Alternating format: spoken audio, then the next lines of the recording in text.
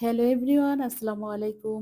যে যেখান থেকে আমার ভিডিও দেখছেন সবাইকে জানাই অনেক অনেক ভালোবাসা। আজ কিন্তু চলে এসেছি লাঞ্চ করব আমাদের নারায়ণগঞ্জ চাষারা সুলতান ডাইন। তোমাদেরকেও সাথে নিয়ে এসেছি। তোমরা দেখতে থাকো আমার ভিডিওটা। যাদের কাছে ভিডিওটা ভালো লাগবে তারা অবশ্যই ভিডিওটা লাইক দিয়ে দেখা শুরু করবে এবং আমার পাশে থাকবে শেষ পর্যন্ত। আমি চাট নিয়েছি, এখান থেকে চুজ করে দেব আমার ডিশ।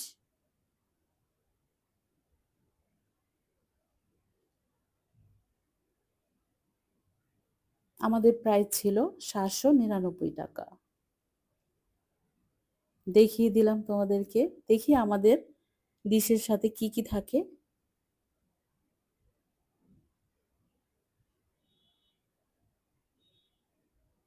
আমি আর আমার ভাতিজা একদম প্রথমে চলে এসেছি। এখনো কিন্তু অত লোকজন নেই। একদম হালকা পাতলা ছিল। আমাদেরকে দিয়ে শুরু হয়েছে আজকের লাঞ্চ। এই যে দেখা যাচ্ছে এখানে কিন্তু শহীদ মিনারও খুবই কাছে। আমি পুরাটাই ঘুরিয়ে ঘুরিয়ে দেখাচ্ছি।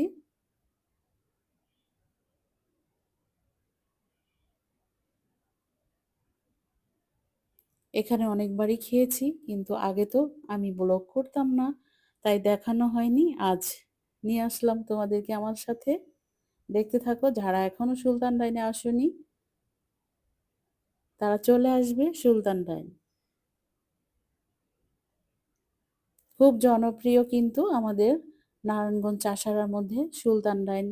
কাচ্চি ভাই, যেটা তোমাদের পছন্দ হয় সেখানেই লাঞ্চ করতে পারো।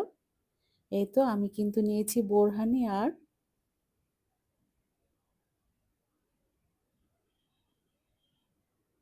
জাফরান শরবত নিয়েছি।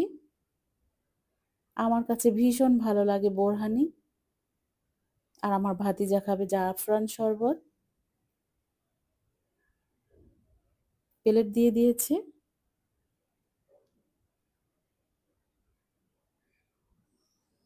যারা আমার ভিডিও দেখো এখনো লাইক করোনি, অনেকেই কিন্তু ভিডিও দেখে চলে যাও, লাইক দিতে ভুলে যাও। অবশ্যই লাইক, কমেন্ট, সাবস্ক্রাইব করবে, আমার ভিডিওর পাশে থাকবে। আমি যাতে সামনের দিকে এগিয়ে যেতে পারি সেই জন্য সহযোগিতা করবে। দেখতেই পাচ্ছ। আর এই গরমে কিন্তু বোরহানিটা ভীষণ ভালো লাগে। আমার কাছে ভীষণ ভালো লাগে, আমার খুব পছন্দ। তাই আমি ভিডিও করছি, বারবার দেখছি। এদিকে আমার ডিশ চলে আসছে, মাটন কাচ্চি বিরিয়ানি। দেখতেই পাচ্ছ, লোক কিন্তু ভীষণ ভালো লাগছে।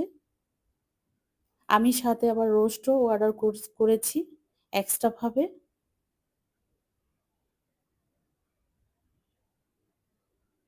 আমাদের ডিশ ছিল হাফ ডিশ। আমরা দুজনে যতটুকু খেতে পারবো ওই পরিমাণেই অর্ডার করেছি।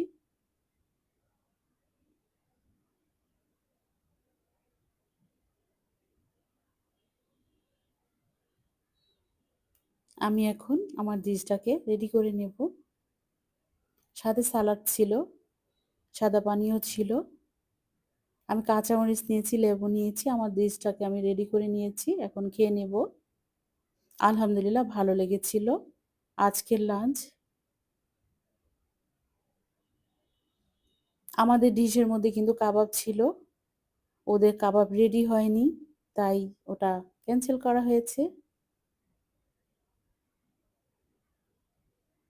কাচ্চি খাবো, আলু খাবো না, সেটা তো হয় না। আমি প্রথমেই কিন্তু আলু নিয়েছি আর নেব রোস্ট। ওদের রোস্টও কিন্তু ভীষণ মজা ছিল। এই তো খাওয়া শুরু করে দিয়েছি।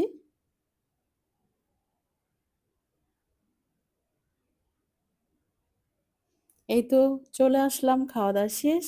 শহীদ মিনার চলে আসলাম, দেখতে থাকো। এখানে আবার একদম চটপটি সমারোহ চলছে।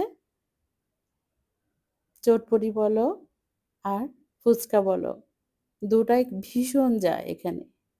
আর চলে এসেছি আবার কিছুক্ষণ পরেই আমার গ্রামের বাড়িতে। একসঙ্গে খাওয়া-দাওয়া আছে আর গ্রামের বাড়ির ঘোরাফেরা আছে। আমার গ্রামের বাড়িতে অনেক গাছে আম ধরেছে, আবার কিছু গাছে ধরেনি। দেখাচ্ছি তোমাদেরকে। আমি এই আমগুলো কিন্তু ছোট যখন ছিল একবার দেখিয়েছি। আর এখন খুব বড় হয়েছে মাশাআল্লাহ। কার বাড়িতে এই খালি বাড়ির মধ্যে আম হয়ে থাকে, ফুল ফুটে থাকে আমাকে জানাবে। আলহামদুলিল্লাহ আল্লাহ পাকের ইচ্ছে এত ভালো আম ধরেছে। খুবই ভালো লাগছে। আনন্দিত পেলাম আম দেখে।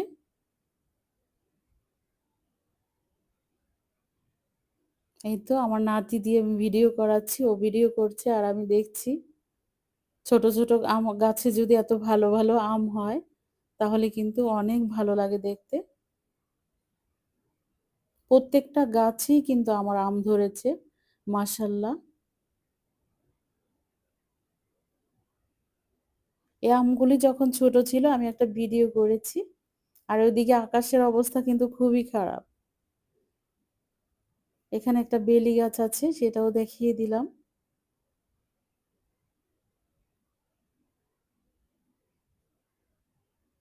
আমার বাড়িতে থোকায় ফুল ফুটে আছে।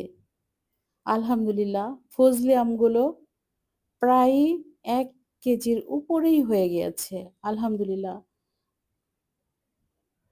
আমার কাছে এত ভালো লাগছে, আল্লাহর নিয়ামত বলে কথা।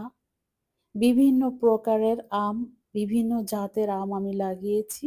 প্রত্যেকটা আমই কিন্তু খুব সেরা ভাবে বড় হয়ে গেছে। আমি এখান থেকে একটা আমও ছেড়ব না। একদম পাকবে তখন দেখব। আমি যদি নাও খাই তারপরেও কিন্তু আমার কাছে শান্তি লাগবে। আর এদিকে থোকায় ফুল ফুটে আছে।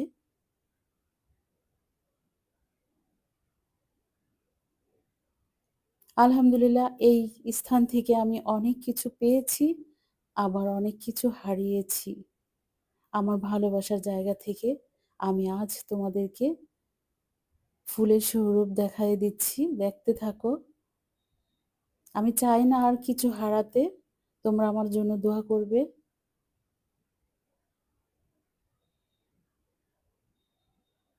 দেখতেই পাচ্ছ আমার মনে হয় ভিডিওর মধ্যে আমগুলো খুব ছোট দেখায়। আসলে তা না। একটা আম দিয়ে হাতের মুঠো ভরে যায়। প্রচুর বাতাস ছিল আর আকাশের অবস্থাও খারাপ ছিল, মেঘলা ছিল। আর এগুলো কিন্তু ফজলি আম। এই আমগুলো আমার মনে হয় যে আমার হাতের অর্ধেকই হয়ে গেছে। আমি ওজনেও পারছি না। আলহামদুলিল্লাহ এগুলো সুতলি দিয়ে বেঁধে দিতে হবে। নয়তোবা গাছের ভারে পড়ে নিচে পড়ে যাচ্ছে এমন অবস্থা। এত ওজনের হয়ে গেছে আলহামদুলিল্লাহ। আমার ৩ টা গাছে ফজলি আম ধরেছে। মাশাআল্লাহ। কার এমন খালি বাড়ির মধ্যে আম হয়ে থাকে, থোকায় ফুল ফুটে থাকে আমাকে জানাবে কমেন্টে। দেখতেই পাচ্ছ আমি আমটাকে তোমাদেরকে দেখিয়ে দিচ্ছি যে কত না বড় হয়েছে।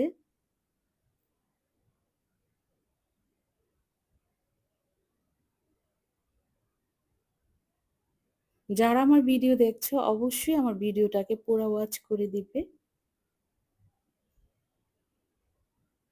আমার ভালোবাসার ভিউয়ার্স আপুরা, তোমাদের কাছে কেমন লাগলো আমার এই ভিডিওটা আমাকে অবশ্যই জানাবে। আজই আবার আমি চলে যাব আমার নারায়ণগঞ্জে।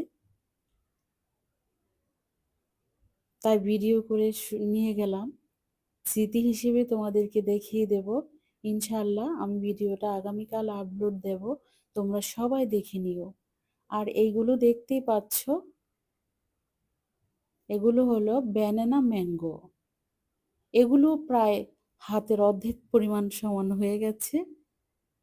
একটা আম ১ কেজি করে হবে। মাশাআল্লাহ কাছাকাছি হয়ে গেছে।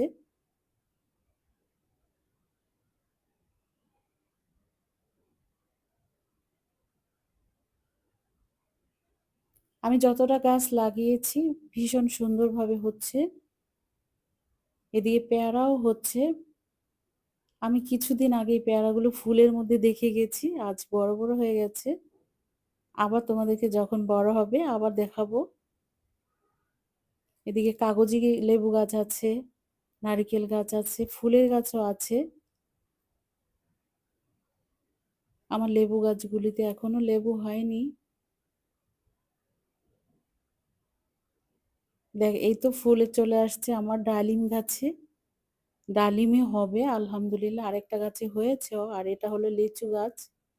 এই লিচু গাছেও কিন্তু এবার বোল এসেছিল, হয়নি অবশ্য, হবে আলহামদুলিল্লাহ, আল্লাহ পাকের ইচ্ছে আবার লিচুও হবে।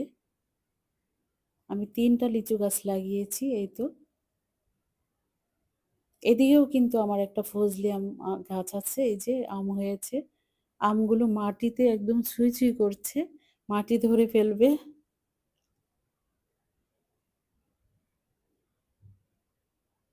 আম্রপালিও আছে।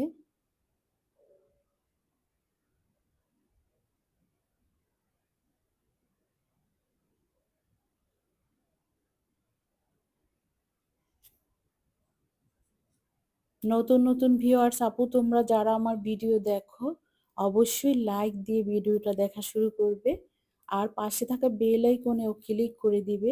এতে করে আমি যখন ভিডিও ছাড়বো সাথে সাথে তোমাদের কাছে নোটিফিকেশন চলে যাবে, তোমরা সবার আগে আমার ভিডিওটা দেখে নিতে পারবে। আর যদি সম্ভব হয় তাহলে বন্ধুদের কাছে আমার ভিডিওর লিংক শেয়ার করে দিও। এটা সবেদা গাছ।